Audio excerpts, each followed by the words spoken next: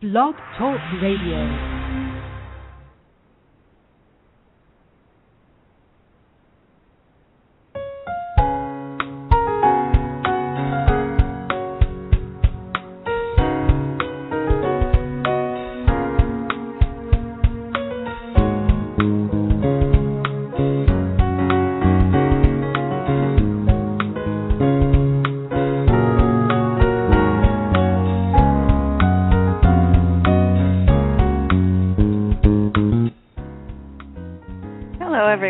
This is Kathryn.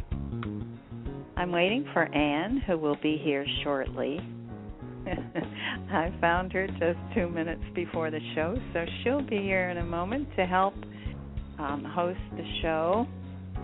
We need Anne here, Anne DeHart, who is, many of you know, the one who runs the website called Hollow Earth Network. And she has been masterfully helping with the show and answering questions and keeping track. So we look forward to her coming here. In the meantime, I'm going to give you a little update, a little intro about what's on the agenda for tonight. It's very exciting. We're going to have a visit. We'll have our usual channeling from Mother, Father, God. And then we're also going to hear from Sanat Kumara, who I hope is going to give us a history lesson. I'm not going to say too much about him, except that he is one of the 7 Kumaras. He has been instrumental in the work that's now going on on our planet. He was instrumental in helping Jesus to come here to really rescue us from the dark things that were going on the planet.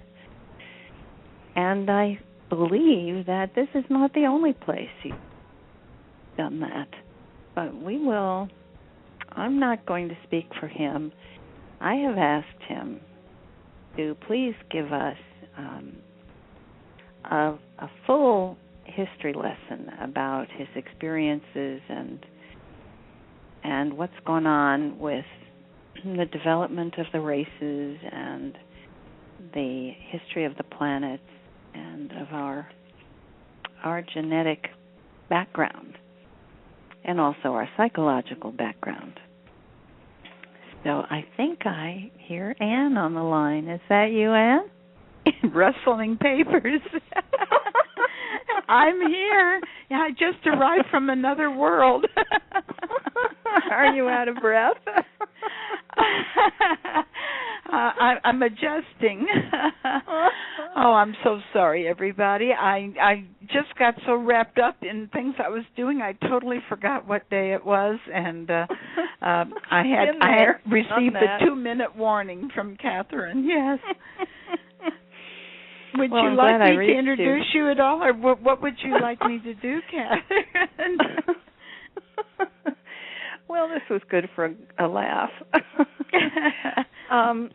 Let's keep our introduction fairly brief tonight. I've introduced you. I think most of the people on the call are familiar with you and your website. I mentioned the Hollow Earth Network one. And I am counting on you. I see the numbers of callers are adding up, so Anne will handle the questions and manage who's going to get to ask their question next. I started to tell them about our guest for tonight, who is Sanat Kumara. Oh, that's wonderful. Yeah. Yeah, and he has a lot to tell. I hope he won't be modest about his descriptions of where he's been and the things he's helped organize, because it covers the galaxy, I think, his experience. So I'm hoping that he will give us a good history lesson. That's what I was talking about before. Sounds wonderful. Yeah, so we're going to have our, I think it's timely too, because he can give us the perspective on this ascension process that we're all thinking about, working toward, what it really means in galactic terms, how we've come to this place in our development, and so on. We're going to hear from Mother, Father, God first. I don't know what they'll talk about, but they always have something interesting and new for us. I meant to, someone mentioned to me that last week in the message, Mother, Father, God brought up the Freedom Club and how, people can get involved and find out a lot of information there. And I think this is important, that the address is freedomclubusa.com. Okay. Mm-hmm. So the people at Freedom Club were afraid that people wouldn't be able to find them. But that's how you find them, is Freedom Club USA. So, have you caught your breath? Are you ready to I'm begin? here, and we can give you a little moment here as your first guest will be Mother, Father, God. Is that what we're planning on? Yes, okay. Okay, and this, of course, is Dr. Kathryn May, who has been a clinical psychologist for 35 years in the New York City and Hudson Bay area, specializing in pardon me? Hudson Valley. Hudson Bay is way up north. See, that's what I get. I wasn't looking at my notes. I thought I knew it all. The Hudson Valley area for 35 years.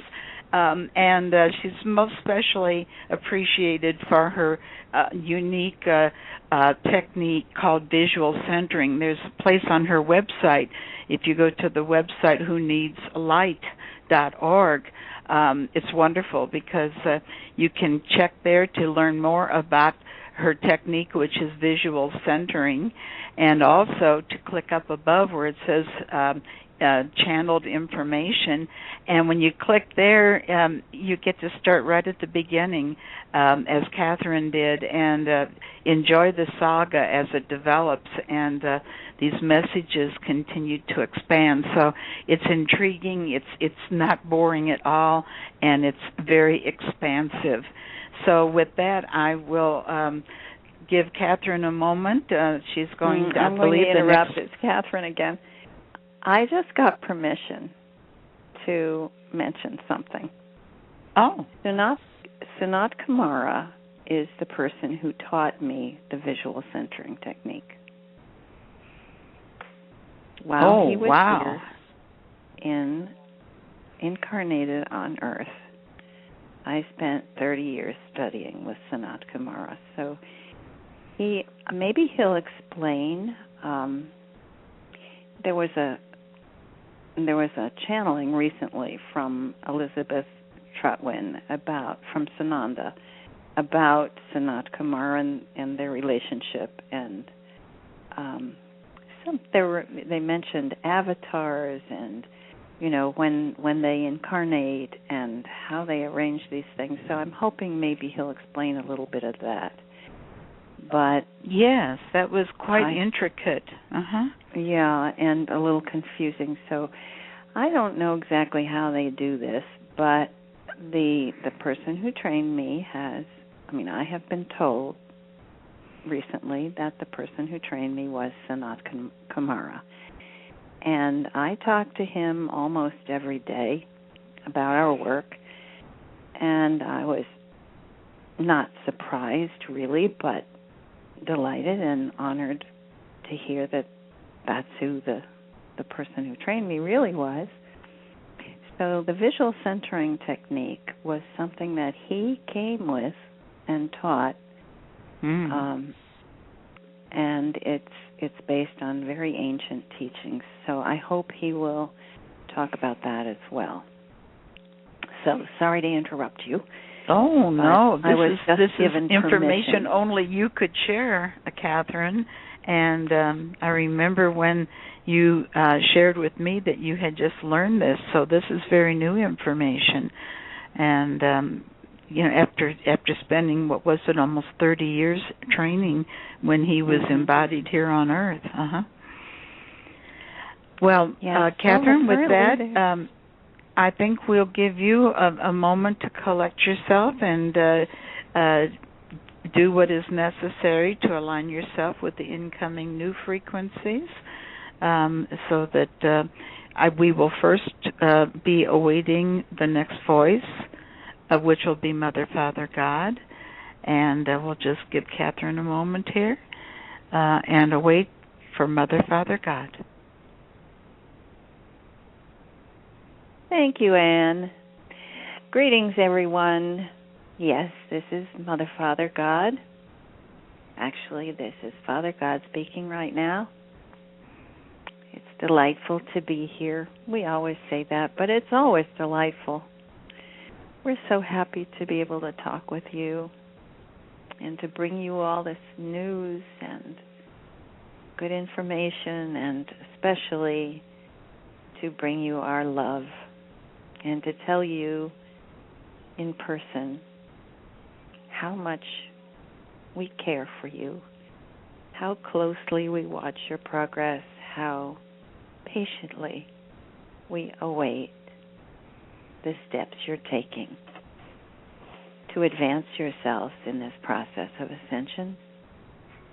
It is thrilling to see so many of you awakening, but still confused, still puzzled about how to proceed. So many of you ask questions like, what is my path? What should I be doing? I know I want to be of service, but I don't know how. Well, we can tell you it's not that complicated. You are being of service. Your efforts, your consciousness, your mindfulness, your efforts to bring love to every encounter, every day, that is a wonderful contribution.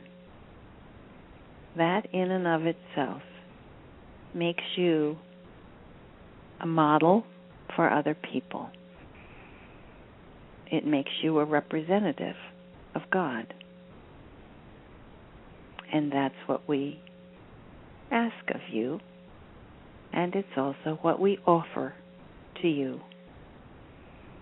You know, there have been many teachings, many that are very incorrect, about our relationship to you. Yes, we did create all this. You are the creation of our hearts. And we have never left you. We have never turned our backs. We have never thought to punish you for your small mistakes. And many of the things that you have done while you're there on Earth were not really mistakes. Sometimes it was your job to give someone a hard time so that they would wake up. And that we understand. Many of you, as you get older, begin to awaken and realize how important your relationships are. This has been happening with younger and younger people now. How about that energy, huh? Did you feel it during the 25th with the eclipse and the energy we're sending from the sun to help you? It's lifting you, isn't it? Now we understand that some of you might be a little thrown by it. You're not used to feeling powerful energies of love all the time. That's sad, isn't it?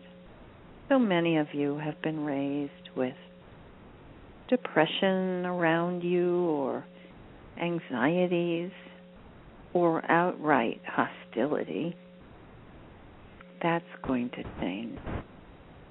You've seen it already. You know that the dark ones are being taken away, the worst of the dark ones.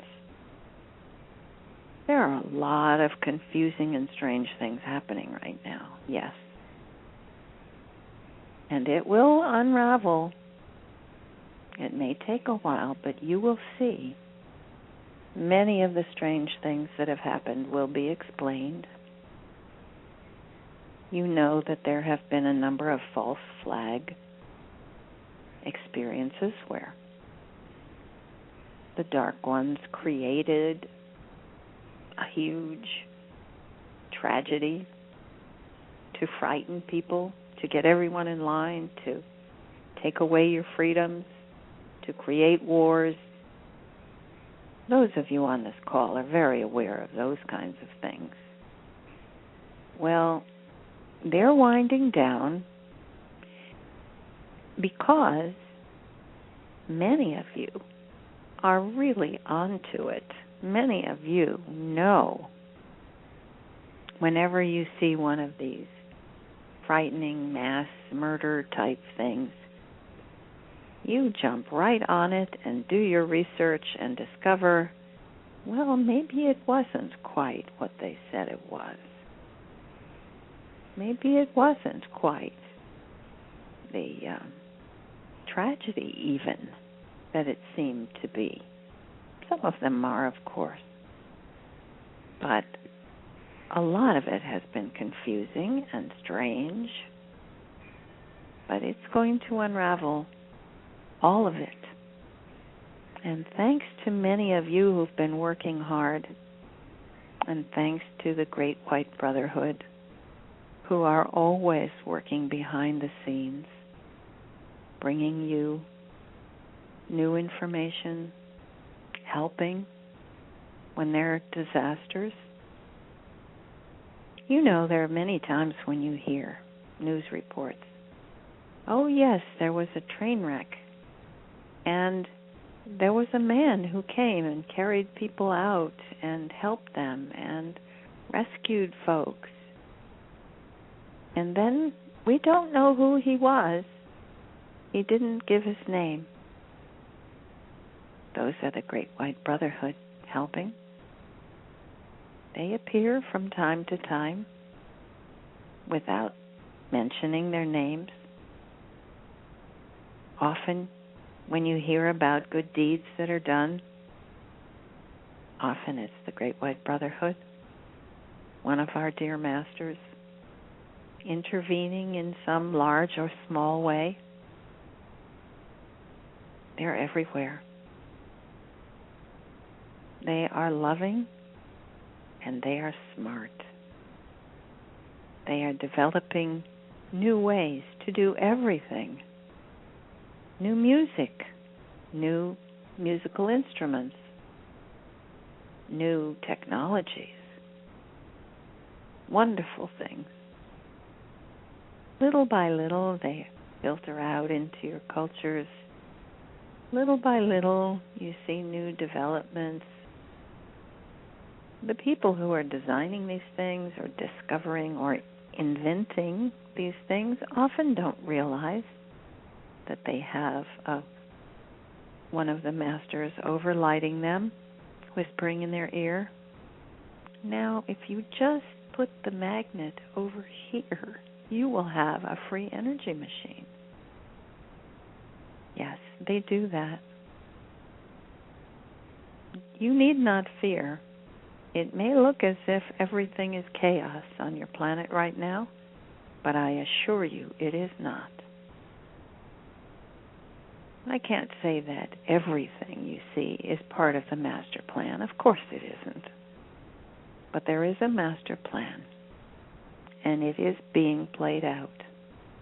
And you are getting wonderful help from every quarter. The masters are all working so hard, and there are many among you who are giving of their time and energy or helping you, they will be coming forward. We have decided that they will be occasionally, if they're willing, they will be named because we want to encourage you to rely on them. We want to encourage you to ask for their help. And we know that you will need this. We know that you need much in the way of information and training to overcome the darkness that has been so pervasive in your culture that it has affected every part of your lives in such a deep way that many of you don't even realize it. For instance, how often do you hear people talking about stress?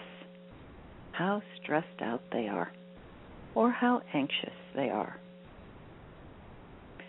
or how depressed they are. Well, dear ones, when you reach into your heart, when you anchor yourself in your center and look upward to your higher self, the part of you that has been called your I Am presence, when you connect directly to your I Am presence, you are with us. You are a part of us. You can think as we do. You can feel what we feel. This is what we wish for all of you, that you expand your minds, open your hearts, and understand there is nothing to fear. There is nothing in your lives to fear. We have explained to you that death is merely a transition. And what else is there that could frighten you? What if someone calls you a name? What if someone doesn't like you? Well, why should that matter? Even if it's your best friend, even if it's your spouse, why should it matter? You belong to us. You belong with us. We will love you eternally. We will always be there for you. You need never worry about being alone. Many people say, oh, I stay in this bad relationship because I'm afraid to be alone. Well, what on earth does that mean? How could you possibly be alone? First of all, you're surrounded by your humankind. There are 7 billion of you here on the planet. How could you be alone? Well, you don't have a friend. Yes, you do. You have us. And our dear Jesus has come to show you that you always have a friend. Sometimes in a body, sometimes in spirit. But most of all, you have your own higher self, your own connection to us and to all the universe. How could any of you ever be alone?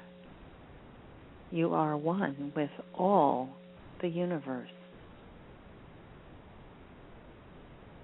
And the universe embraces you. Yes, I know people say, oh, you're like a grain of sand on the enormous beach. Well, no, you're not. You are far more important than that. We see your light, each and every one of you. Your light shines out from your planet. Oh, yes.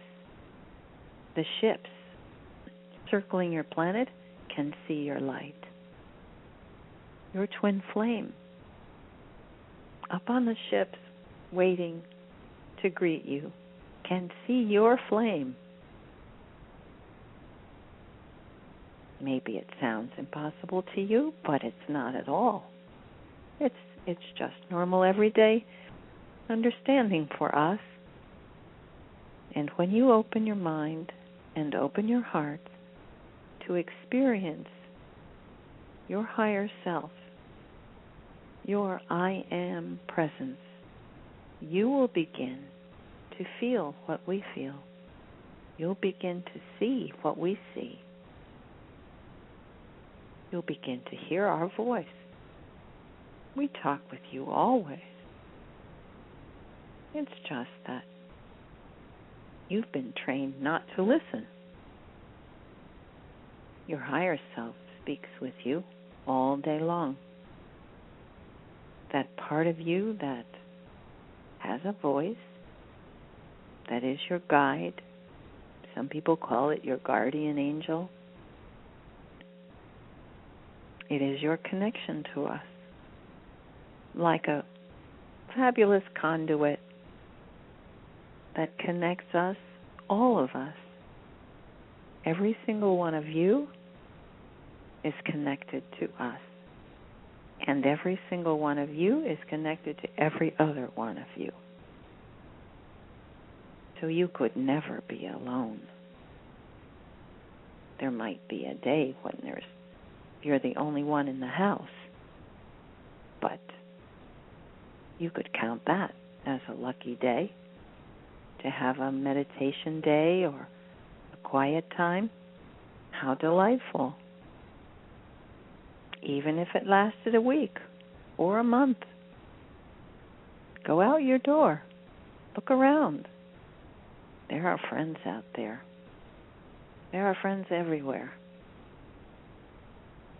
And many of them, of course, you can't see. But that doesn't mean they're not there. Your ancestors, your guides, the masters who are here to help around you at all times. And they are very aware. You know, you talk about working toward mindfulness. Yes, exactly. Mindfulness is the quality of being completely aware, completely in tune, and completely conscious of the process that all of you are trying to accomplish, which is to be completely in command of yourselves,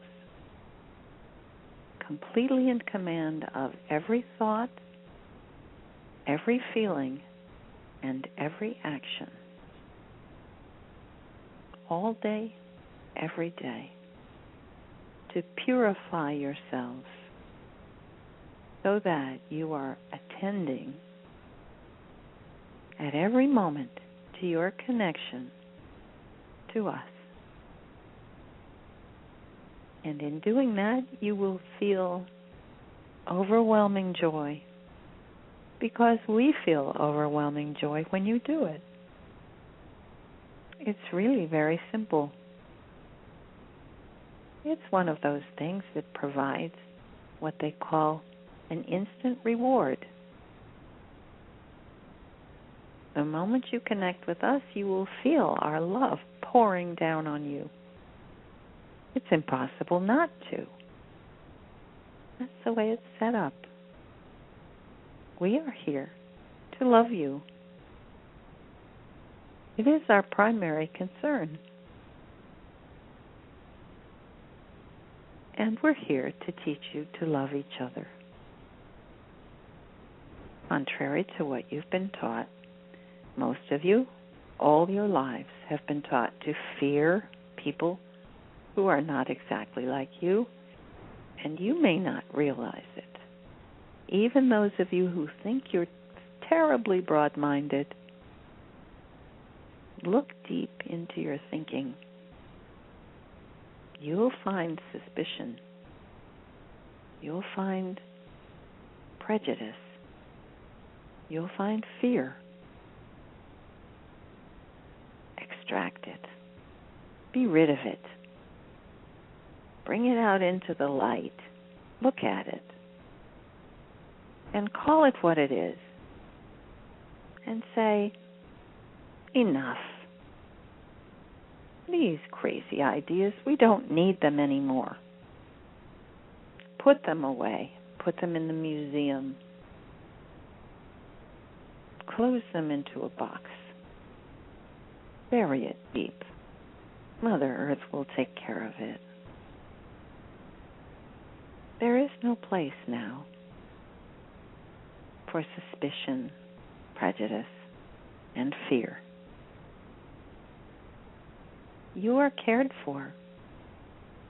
And even if you were to die, to leave your body, we assure you that is because it was your contract and it was your wish. And that's as it should be.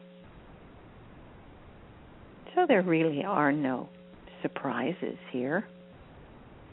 Everything works according to universal law. There will be no breaking of universal law. You are given free will. You have made your choices. You have planned your journey here. And you weren't foolish when you planned it either.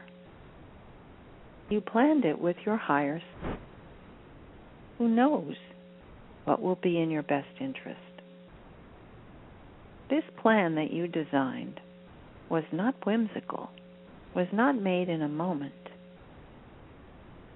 It was thoroughly planned. It was well thought out. And you had many guides and your higher self to help you plan it. So, no fair complaining. You all knew how difficult this place was when you came here. Of course you did. This is why we respect you so much. You are very courageous. No doubts about it. You're all courageous. You don't understand that because you just feel grumpy when things don't go well, and you sometimes think that you're being impatient and overly selfish, maybe. Well, maybe sometimes. But this is a hard place. Truly. You knew that when you decided to come here. You all knew that. So really, it makes no sense to complain. And I'll tell you something about complaining. This should be probably written into universal law because it makes so much sense. Think about it. Every time you complain about your circumstances, you feel worse. The more you complain, the worse you feel. Isn't that true? Now, don't you think people would learn from that? That complaining is a very bad policy. When you say, oh, I feel like I'm being buffeted about by life and I have nothing to say about it and I'm a victim, well, nonsense. You're not victims at all. Of course, we acknowledge there is pain and there is suffering on this planet. Of course there is. But it's not always what it's supposed to be. There are many who have decided it's time to leave. And when there is a flood, or there is a fire, or there's a plane crash, it's because those people knew it was time.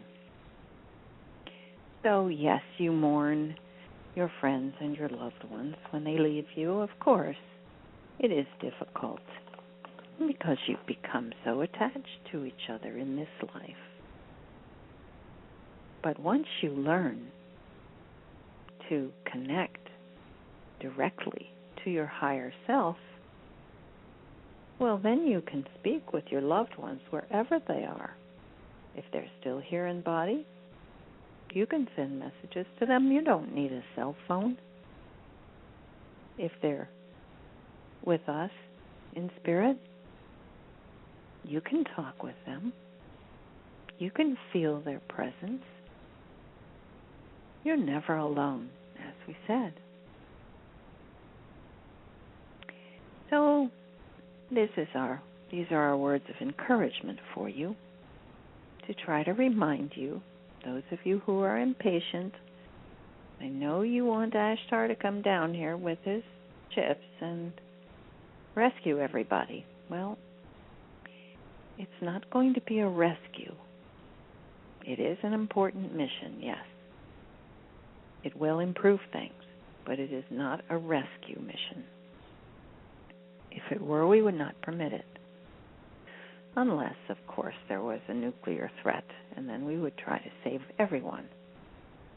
But that's not the problem now. That's been taken care of. The difficulty now is that everyone needs to learn that this ascension process is a bit like climbing the stairs. You can't stand on the bottom step and say, okay, I'm ready now. You must assess your progress. You must look. Are you still feeling frustrated? Are you still ranting at people under any circumstances? Do you lose your temper? Do you say things that will make someone else feel bad? Please don't do that. Take command of yourselves, no matter what the circumstances. This is one of the requirements. You must learn patience. You must learn to be gracious. You must learn that vengeance never works.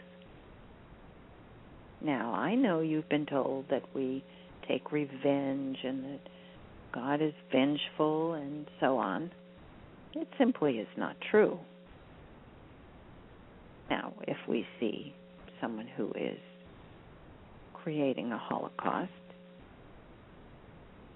it's within the great plan to prevent it. Yes, we will strike them down, but only because they're threatening many others. You will see it happen. There are people who are leaving the scene, some quietly, some because they seem to be sick, others because they just seem to be moving on to do other things. Well, that is not an accident. I won't mention any names, but there was a congressperson who has decided to step down, one of the most disruptive. Little by little, they're leaving. You will notice that the ones who have caused the most discord and frustration are they're exiting the stage. The troublemakers. There are fewer and fewer. And they're getting less support. Yes, there are still some who are walking around beating their chests, but fewer and fewer. And the public in general is less patient with that kind of thing. And that's as it should be. As your energies rise, you will notice people are friendlier. Even the ones who didn't used to be friendly are friendlier. So take heart, everyone. We came to give you this positive message because we see things moving. We see you in motion. Now remember this lesson today. reach. Reach for your higher self. Say to yourself, I am with God. I am God. I belong to God. God is with me. Every day, every moment, we smile on you. Are you smiling back? Yes. All right. Now I will turn this over to our dear co-host, Anne. And for now, Mother, Father, God, say namaste to all of you. Thank you. Thank you, Mother, Father, God. It was a beautiful message, and I've been taking notes. I'm sure everybody has, and we will soon have the recording of this message available so that we can take it back in again and really appreciate the wisdom that we just heard. Kathryn is here. I don't know if she wants to step in and speak, or if she would just like to use this little bridge to bring in our next guest. And since I don't hear Kathryn speaking, I'm just guessing that the next voice... There you are. I'm going to interrupt you for a minute and take a breather. I do like to, there's a little music. I do like to take a little transition time. Just like a stretch in between, you know, when you've been sitting at your desk. I really enjoy these messages. And as I'm speaking, as Mother, Father, God are speaking through me, I feel their love. I feel the tone of the message. I don't always catch the words exactly, but I feel the sense of love that they're sending. And it's delightful. I like to have a moment to just digest it, you know, and experience it myself. And then I often go back and listen to, so that I can get the full meaning of the message. But each one who comes through is different. Their energy, their message is different. So I like to sort of finish. It's as if we've had a conversation and one person is leaving and you have a moment to just say, oh, wasn't that a pleasure? And now, what's next? So I've had a moment to enjoy. And we can go on to talk with Sanat Kumara. So, and okay. Yes.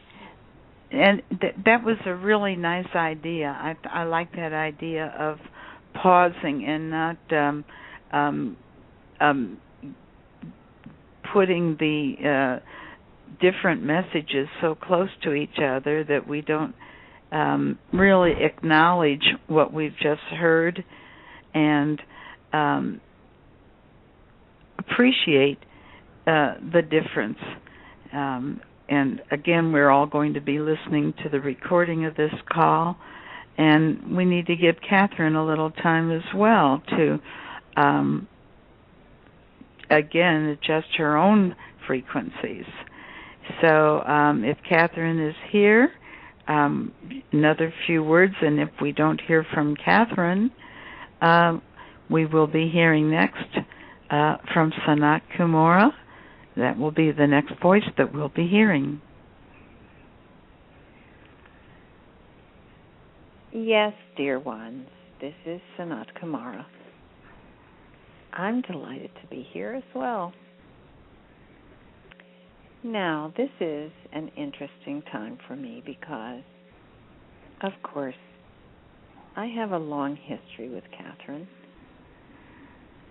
She doesn't know what I'm going to be saying today or how I will describe things to you, but I've asked her permission to mention that she studied with me, yes, and it was a pleasure. We have a long history. Kathryn studied with me for almost 30 years, and we have kept in touch since I have been here in spirit form. She was unhappy when I left. I knew she would miss me, but she also knew that it was time. So she took it very well. We parted gently, and she knew that it was time for me to leave because it was time for her to pick up the banner, to carry it forward. It is a time now, you know this, it is the time of the feminine power. And I had taught her everything I knew about the visual centering work. She had learned it well. It was time for me to leave. I had worked with many, many people over the years. It's true I didn't advertise what I was doing. I didn't have a marketing plan. I didn't have an internet website. I just worked with the people who came and taught them what I could. And it was a pleasure. It was a pleasure to work with so many bright-eyed people and to see them move on in their lives. But it was interesting that none of them really understood how to use this. None of them really understood that they could learn to do the visual centering work and that they could teach others. It was a very inward time, my years there on Earth. There were few people who even thought about the idea of being of service to others. All through the 50s and the 60s and the 70s and the 80s. Things started to move a little bit in the 90s. I left the beginning of 2000. But it was at times when I was in body, I was a bit frustrated that I couldn't seem to pass the material on except to Kathryn. She stayed on. She learned everything I could teach her. It's a very odd thing to spend an entire lifetime developing a body of work and to have only one student. Interesting, isn't it? I think she's beginning to understand that it was our time. She saw immediately that this was the work she wanted to do. She understood it. That was no accident. Of course, we had planned this long before either of us came. We didn't know it at the time. That's the way being in a body is, isn't it? And then once you leave, you look back and say, oh, of course. Now I see. Well, Kathryn has asked me to give you a bit of a history lesson. And I would enjoy doing that. Of course, there's quite a lot to tell. I'll have to make it a bit abbreviated. I've been around a long time, you know. Some call me the Ancient of Days. You have heard the history of the Kumaras, maybe. Maybe you know that we were instrumental in coming here to try to help planet Earth to come back from the effects of the dark ones, the fallen angels, the reptilians, as you've called them. You may have heard that the reptilian race at one point, out of their own free will, decided to monkey with their own genetic makeup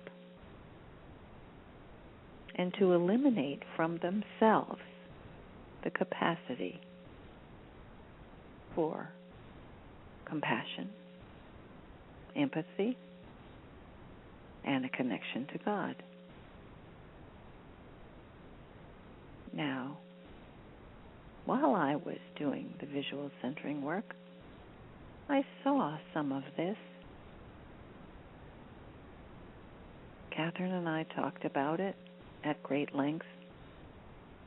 The fact that there seemed to be some among us who were not like us, who seemed to be another species. And she began to write. And in her book is an entire section about the dark ones. Now, this was being written long before we had heard about reptilians, but she saw it. She saw that there was a different species, that they could not be reached in the same way as the humans whose hearts may be closed, may even be hardened, but are still there. Those are the people we work with. Those are the ones we want to reach. I worked as a therapist during my time on Earth, and it was fitting since psychology was beginning to become a popular mode of helping people. It is what we have always done. The Kumaras.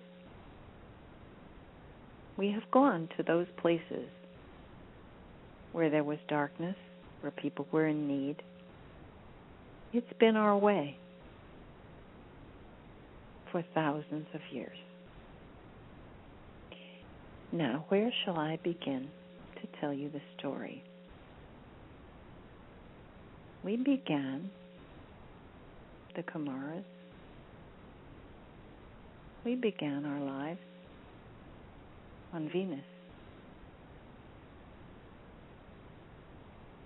You've heard the story about how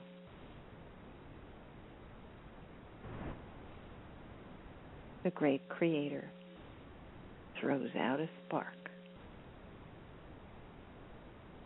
And that spark is a soul. And when that soul divides, it creates twin flames. Well, yes, that's how we were born. That's how we were all born. We were just among the first of the planets to develop, not the first. There are others even older than we, masters who have worked their way closer to God. We are constantly working. We are always practicing. We are always learning. And as we learn, we perfect our ability to be of service. It has always been our way. So, those of you who have heard of our story have heard about the 7 Kumaras, and you know that Jesus is one of the Kumaras. We've called him Sananda. Sananda's relationship with me goes back a long way. You might You might say we have a relationship like an uncle. I feel toward our Sananda like an uncle would. I have encouraged him always. I have backed his project strongly. But early on, long before we came here to planet Earth, there was trouble on Orion. The reptilians had done what we talked about earlier, had decided to operate on their own DNA. They were creating troubles throughout. Not all of the reptilians had done this. There was a group who had, and they were interested in populating and traveling across the universe. They already had high levels of technology. They were interested in spreading their darkness across the galaxies. We knew of this. The 7 Kumaras went to Orion. We wanted to try to bring peace. We were interested in how to deal with this genetic problem. You might say we even were interested in trying to reverse the process so that the reptilians who were the offspring of the ones who had been genetically modified could be restored. We did try to work with that. We were somewhat successful. There was even some inbreeding, some work with children of the reptilians to help them, to restore them to the light. We were successful.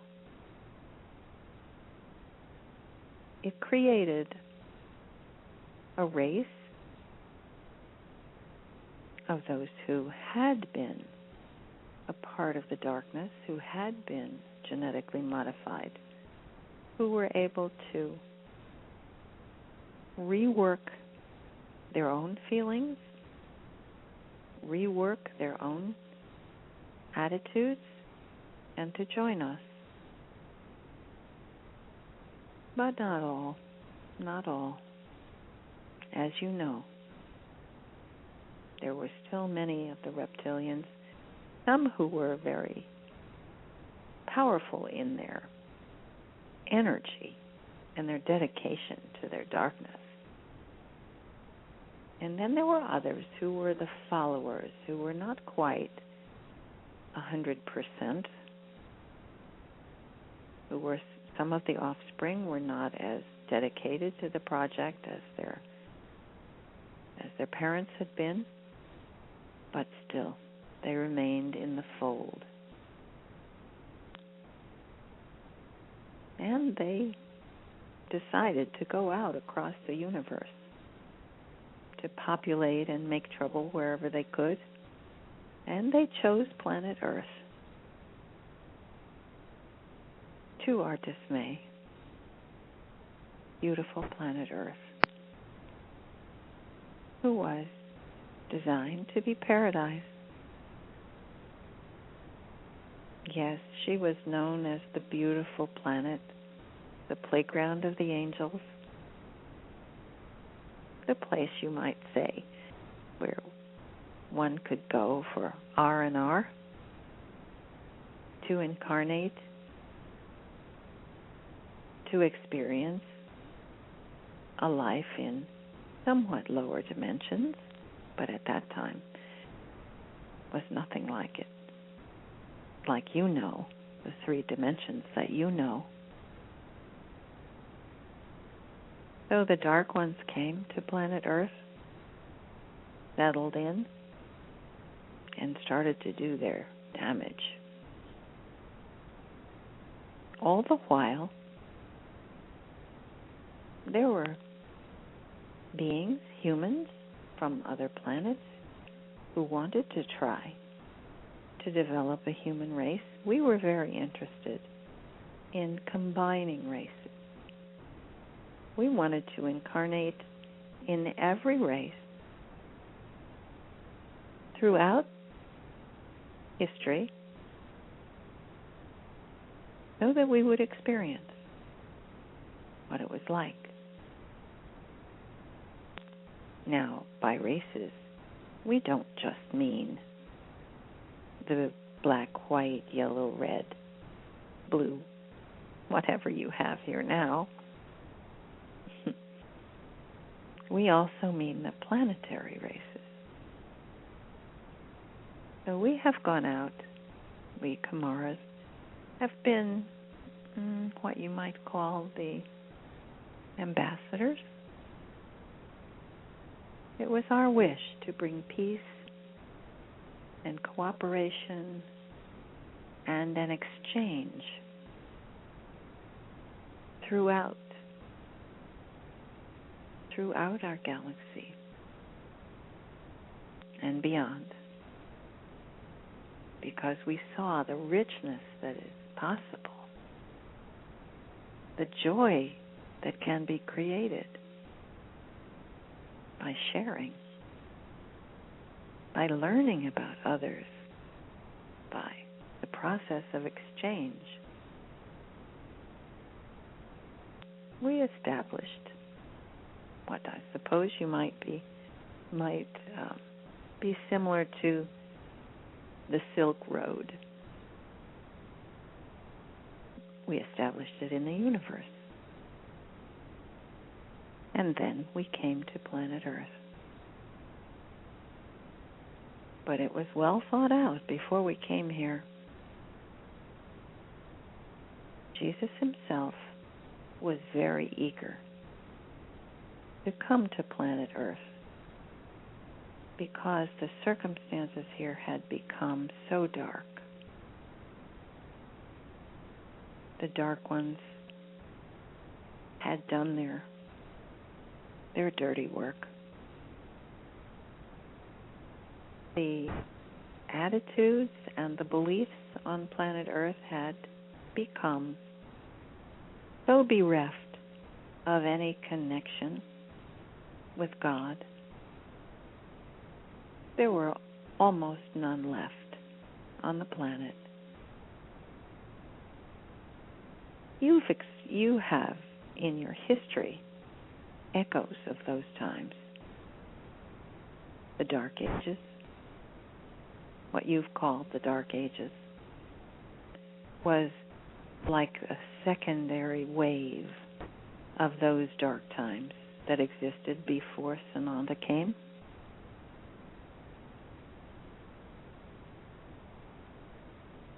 There were, some of your archaeology has shown you, there were cultures where they had devolved from being the brilliant connection to God to the darkest possible cultural practices, even within cultures like the Mayans. There were pockets where their games became an excuse to sacrifice human life. Their religious practices came to include slaughtering children or women, virgins. Those hideous practices that developed under the name of religion. In the name of God, we saw this happening. We saw how pervasive it was. Jesus wanted to come. He hadn't given up. He saw this beautiful planet, and he knew if we came here, if we worked at it, we could make a difference. We had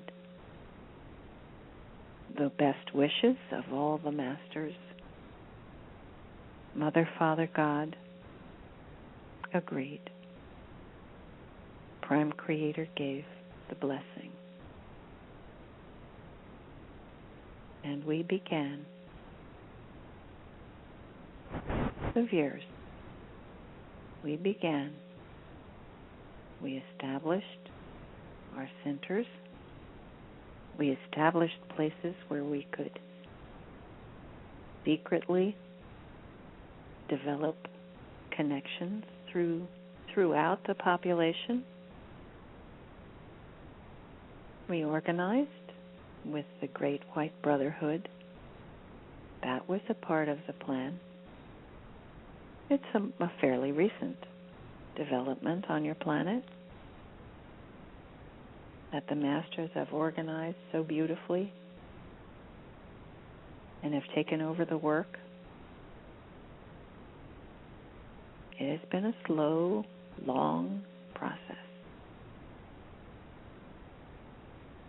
When Sananda said, "We can do this. We will go there. We will change things.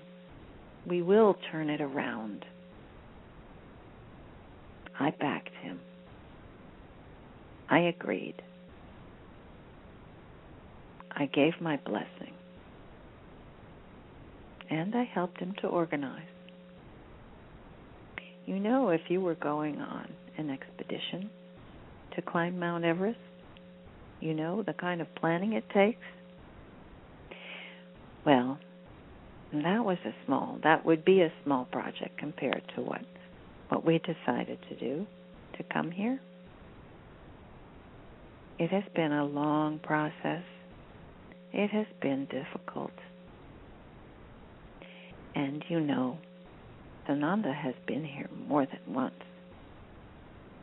He has incarnated 7 times throughout the history of planet Earth. Many of those times are not even recorded in your history. We have all been here. The Kumaras have all been here. Many times. We have walked among you. We love you dearly. And we didn't quit. And neither did you. And here we are now. All of us. Here we are now. You have done your work. We have done our work. There are millions who have helped. For every one of you, there are several who have been working hard for eons to make this happen.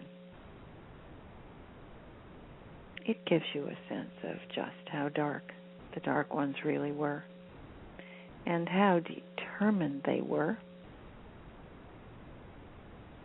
And because of the agreement with you, because of free will, we could not simply land and take over. The only way that would have occurred was if Prime Creator had decided that planet Earth was hopeless,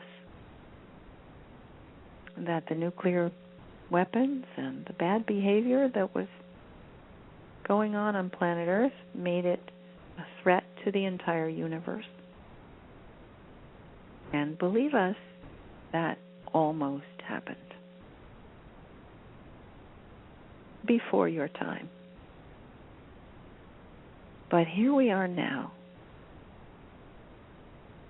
It's been like, we see it as a curve. It's been an upward curve for many, many thousands of years. Very gradual, And there have been times when it seemed to backslide to the point where we thought we would not succeed. One of those times was during your era when nuclear weapons were designed and they began exploding bombs across the world. That was when the decision was made that this would be prevented this time. We were wholeheartedly behind that decision. And now, here we are to teach you how to get in contact with yourselves, how to rid yourselves of every shred of the darkness that the fallen ones brought here to planet Earth. And we will triumph. We will be victorious. There will be dancing in the streets. We will dance with you in the streets. And now, I know that you all have questions. I hope I've answered some of your questions. It's very hard to do a history lesson with, in a half hour to describe hundreds of thousands of years. We can continue this at another time if you wish to ask questions. We're happy to answer them. And now I will ask Anne if there are any people who would like to join in and ask questions. I know you have a way of doing that on your board. Mhm. And we do. We have someone in area code 818, ending in 8364, and I'm opening your line. And we'd like you to introduce yourself and present your question as clearly and concisely as you can. Yes, absolutely. My name is Dani Marie. You can call me Danielle. That's probably much easier. I'm calling from Woodland Hills, California. And my question is regarding the hollow earth. I'd like to know if that is true and some details about it, if so. And if we would, will it ever be truly disclosed, if it is true that it exists? Well, this is Sanat Kumara speaking, and yes, I can talk to you. I can talk to you about that. Thank you. Yes, of course. The Earth is hollow, and by the way, so is your moon. And the hollow Earth has been inhabited since, let's see, how can I explain this to you? For many thousands of years. The inhabitants who are now in Hollow Earth were originally from the civilization that you call Mu, M-U. Although not strictly, there were others who also went there at the time that they entered the Hollow Earth. Was one of those periods when the Earth was in danger. The Atlanteans had decided to use their powerful weapon, their powerful energy source, as a weapon. And there were many who saw the disaster that was coming. And many of those who saw it coming went to the places that they knew would be safe.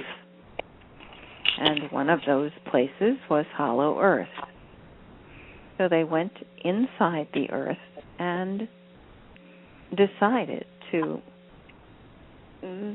pretty much seal themselves there, to stay separate from those who would be on the surface until the time would come when the planet herself could ascend. They have been more highly advanced.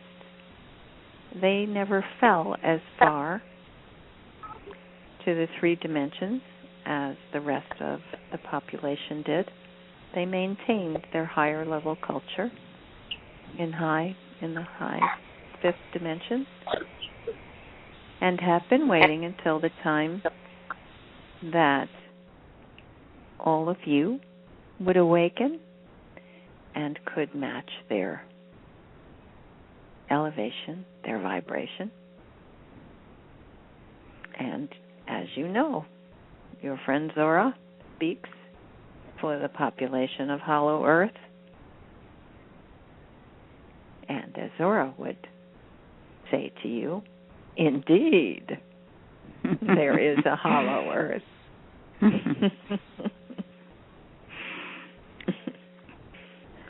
Does that answer the question?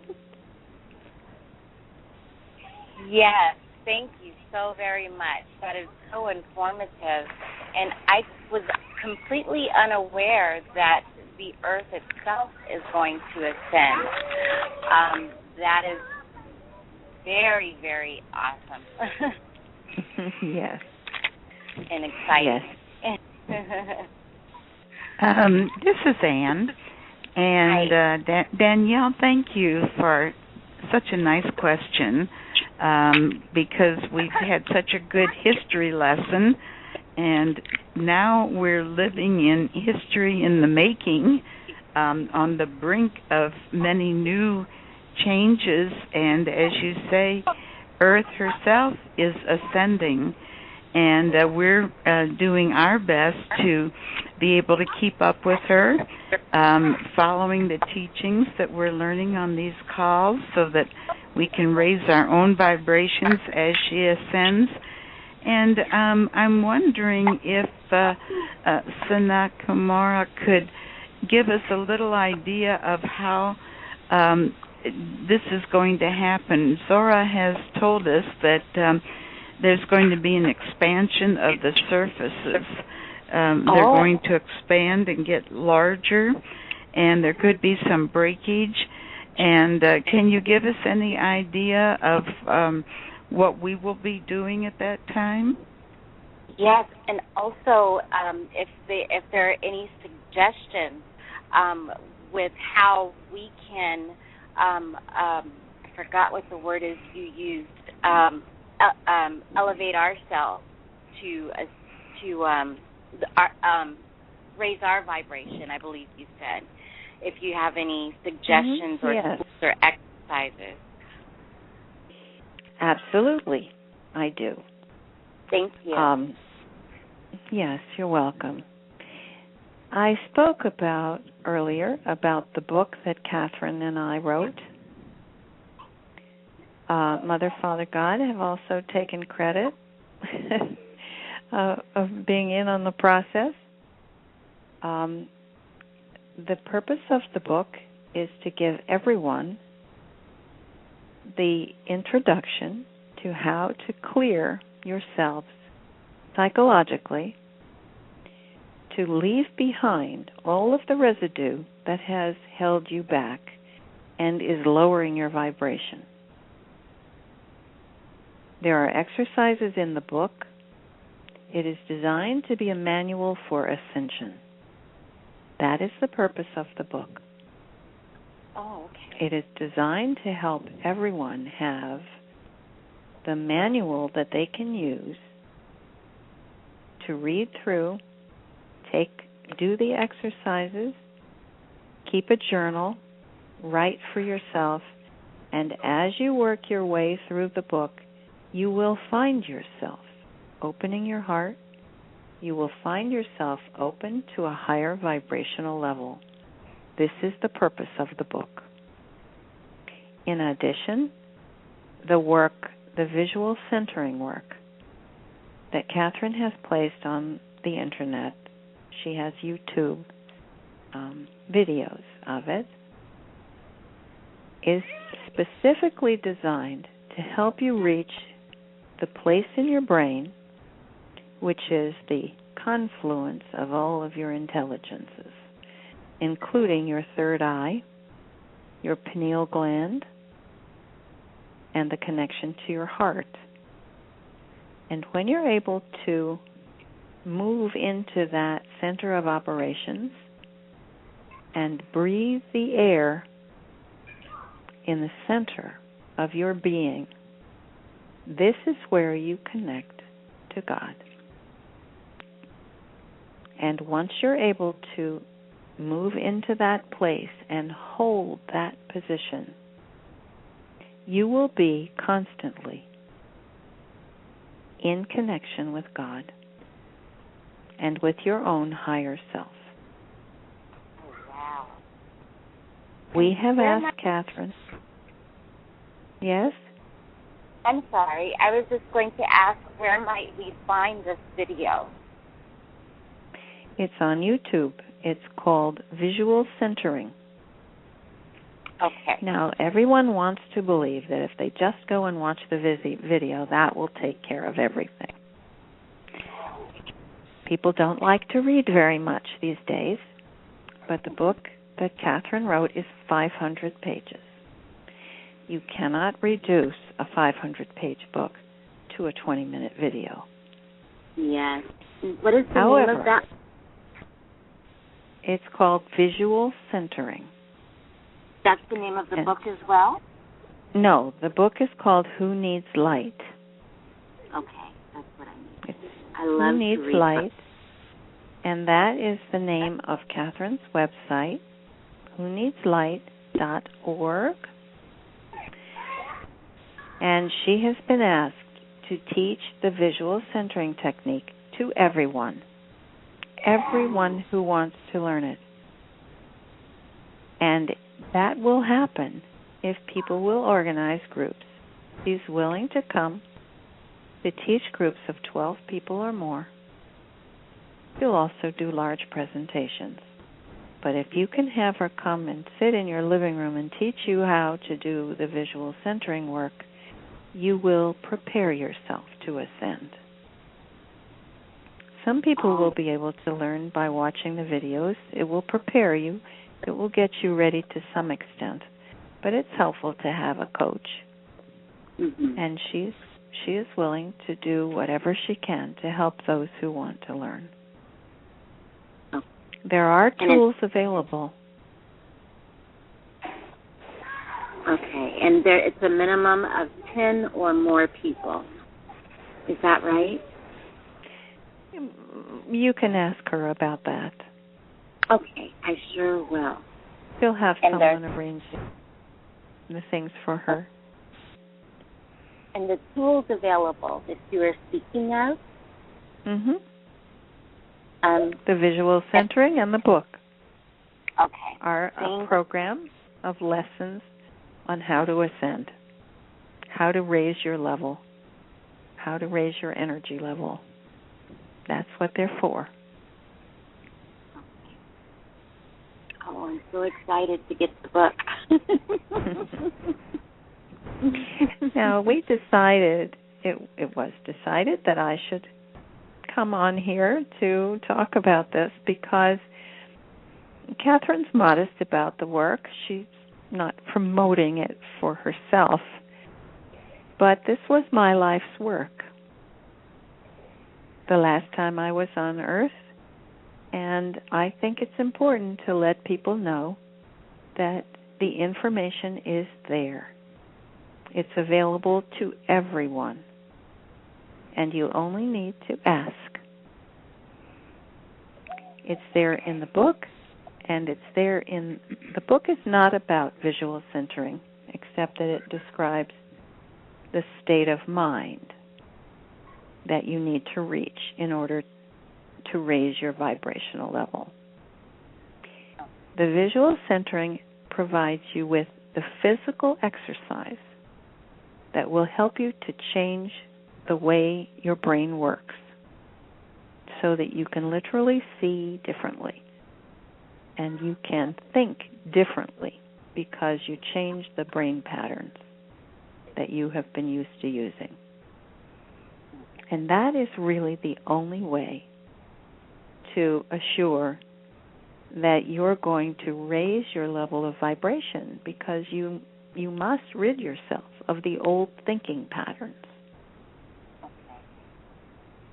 And that's what these tools are designed to help you do. Oh, I've been searching for this for so long, and I'm so grateful that I was able to tune into your show and receive the answers. So amazing. Well, you're welcome, Danielle. And we hear that you have children. And I do have children. However, mine aren't here. These are other people. I'm at the pool area. I'm so sorry. They're having a ball over there. Oh, that's nice. Well, they will be able to benefit. Your children will benefit from this work as well. Okay. That's wonderful. Well, we had best get busy with ourselves. I know a lot of us are already adjusting our lifestyles and our diets so that we are inclined toward benefiting by a higher vibration in our own lifestyles. And the book, of course, is something that is going to be much appreciated by many. You can go to Kathryn's website, whoneedslight.org, O-R-G, and learn about the book. You can also go up to the tab at the top that says channeled information and start growing as it doesn't take long to listen to or to read all the messages. We only have 3 minutes left, and we're very grateful to Sanat Kumara for joining us, and this was a lesson in history that I know we're going to want to listen to over and over to understand what an eventful position we're in right now, all that has occurred to bring us to this particular point. And with that, I will let Kathryn, our Sanat Kumara, complete the call here. Thank you, Anne. This is Sanat. I wanted to offer to the others here as well that I will come back and offer the lessons that we talked about here. I can talk a little more about the visual centering work that I developed while I was there and which I taught to Kathryn. You can also ask her to help to discuss these techniques. So I will say good night to everyone here. I know we're running out of time. So I will bow out for now and let Kathryn and Anne come back and say good night to all of you, but I will offer to come back and talk with you again. It's delightful to be here. Thank you very Namaste, much. all of you. This is Sanat Kumara. Namaste. Thank you. Thank you, Danielle. I'm going to close your line now, and Kathryn will be saying the goodbyes here. Yes. Hi, Anne. Well, it's easy for me to have Kumara here. Of course, I've worked with him for many years. So I'm delighted if he can come back and help us with these ascension lessons. I know that he is a wonderful teacher. And if he can come back and help us to help introduce to everyone the best possible way that everyone can raise their vibration, that will be a wonderful thing. So I'm delighted that I can bring him here. I loved working with him, and I'm delighted that I can bring him to work with all of you. So this feels like full circle to me, and I'm really enjoying it. So thank you, Anne. Well, I'm sorry I was late. We had a wonderful call. This was a great call, Kathryn. All right, and good night, everyone. See you next week.